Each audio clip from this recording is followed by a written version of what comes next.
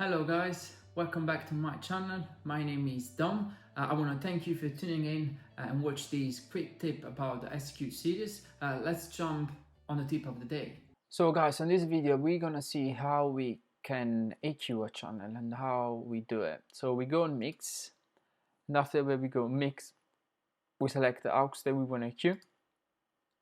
We go on PEQ, and in here we can just show you the full, in here we can choose the frequency that we need to use it, and we can just cut without any problem. So it's like the EQ that you can find on an input channel. It's the same process, it's the same things, and nothing is different. Thank you for watching guys. Please like and subscribe if you find the video useful. Just remember that these are all tips basic for a new user of SQ series. If you want to see more stuff in depth, I've got quite a lot of stuff on my channel and I'm recording every day new stuff. So if you are interested, just subscribe to the channel so you will be updated with all my new videos. Thank you.